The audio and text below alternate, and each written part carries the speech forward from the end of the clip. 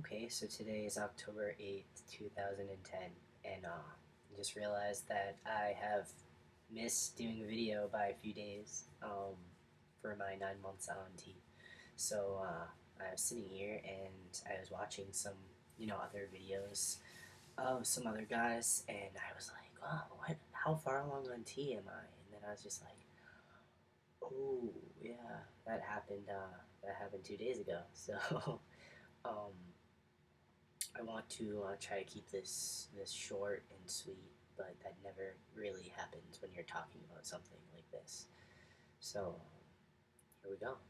Um, it's been 9 months. Guess I'll break it down into three different parts of the video since I kind of know what I want to talk about. I'm not just gonna ramble. I want to talk about changes, I guess physical changes thus far, which aren't too different from my last video, but it's important to talk about. I want to talk about jobs and working, stealth. I want to talk about my fears about, you know, my trans identity on the internet. So, starting with physical changes, my whole body is unrecognizable to me, as it was. Tea has done a really great thing for me, and it's made me feel a lot more comfortable. Even if I still get a lot of dysphoria, and it has a lot to do with my chest and not having had top surgery yet. Because I think one of the biggest physical changes I noticed on my body was my the size of my chest shrunk a lot, and it looks a lot different. And I'm just not. I'm in the darkness. So I'm just not very, comfortable with it. And that's something. We have, everything, arms, shoulders, back. Um, it's all, any fat that was ever on any parts of these bodies is completely eliminated, and you get kind of a more chiseled look, especially if you work out. I've been working out, so it's helped me a lot. But I, I fucking hate doing abs, and that's where all my fat settles in the stomach, and as everyone knows. And unfortunately, my fat still settles in my hips, so I have that problem. Which I mean, I guess it's an easy fix, but I'm not a huge ab person, then, so I'm a little lazy, and I like to eat a lot late at night. um, we'll see what happens with that. You get these things. Now, I already had one. I already had an Adam's apple as a female, which was a very good characteristic or a trait to have as a female trying to pass as a male before being on T. But it gets pretty big depending on the person. I think it's a genetic thing. Again, facial hair. Um, I get it everywhere on my face. However, it grows differently in certain places. I get it, you know, thick, and then patches on the cheeks. So it started around 7 months and kind of took off from there. I guess I'm just kind of seeing what I can do with a mustache and a little bit of sides, and I'm just kind of playing around with it. So that's another thing. Of course, your face changes, but you can never really point out the specific ways that it does change. I know I look pretty similar, but it does something to you. I don't know what it is. It just I don't know. I haven't noticed anything about my skin. They say your skin gets, more coarse, and I think it might just be shaving, and I don't know. It's supposed to be more coarse, but I haven't noticed a difference in that. I've noticed, all new body hair come in. Um, I'm not completely naked for the record, at all.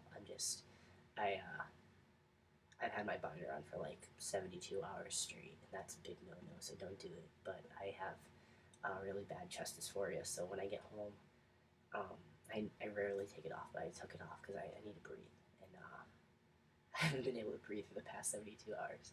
But I do have pants on, so don't worry about it. I'm not a huge creep, and I'm in the shadows. So, um, yeah, there we go. We got facial hair, we got face changes, we got Adam's apple, we have body, um, voice change. It happened, it sure did, but I'm still a little wary of how it is. I'm a little bit I guess I was socialized to speak as a female, and I've always had kind of feminine qualities to my, mannerisms and the way I talk, and I'm pretty articulate for the most part, so that kind of gives me away a little bit, and you know, there's the point in which people think that I'm, either a gay guy or whatever. I haven't been mistaken for a girl in a while. Um, I think it happened by accident when I was with my mom a few months ago, and it was really heartbreaking. But yeah, I get a lot of you look like a gay guy, and then I get a lot of people who don't think so. So I don't dress very dudely, I guess. So I guess that gives me away a little bit. And then the voice, like I was saying, um, it dropped around 4 months, and it it hit a point over the summer where I was pretty comfortable with it, and then something happened, and I got sick recently, and I started to be really self-conscious about the voice thing. When's it going to drop more? Is it going to drop more? Do I have to, be in between for the rest of my life? And I got sick, but it hasn't really gone away. It's been this like, I have a little bit of stuffy nose, so that doesn't help with how I can't tell how my voice really sounds right now. But I've been cracking a lot, a ton. It's very embarrassing, especially when at my job when people think I'm 21. I'm almost 21. My voice shouldn't still be cracking, but people don't really ask questions. And I only want to make this video 9 minutes, and we're at 6 minutes. So I'm going to talk for the next 3 minutes about being stealth and being worried about being online. So at my job, I'm stealth. I work at a family-owned Italian situation, bartending, um, and I am completely stealth. They have no idea. And as far as they're concerned, I'm straight as well, which isn't completely true. But I don't feel like getting it into, I don't want to get into that kind of discussion with people when you first start working somewhere. They give me a great position that I did not deserve with money that I can't even fathom. And I haven't had that in over a year because of transitioning and because of my fears and anxieties, and it's finally all gone away. So I don't bring up my personal life, who I date, who I sleep with, which gender, what gender I am, like what I'm, what's in my pants. I just and I don't want to.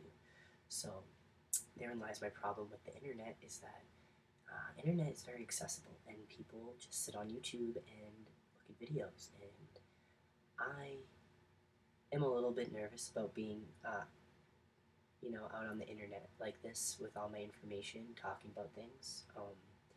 But that's where the problem lies with should I be ashamed to identify as trans? And I don't think that I'm ashamed to identify as trans at all. I just am worried because it's not really safe for trans people yet to be open and trans, and I know that it takes a big person to be able to say fuck it. I don't care if I lose my job. They're losing someone special if they want to fire me because I'm trans. I know it takes a big person, and I think I'm a pretty big person for being brave enough to put my story online, but I'm still worried because I need, I need money. I need top surgery. I need things. I need to move out of my house. I need to go back to school.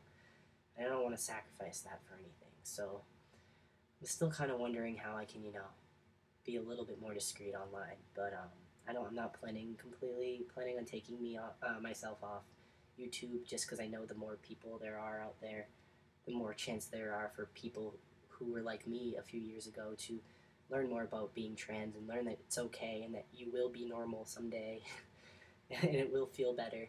But and I know every person counts, so I'm a little bit, back and forth about it. But um, yeah, so that's about it.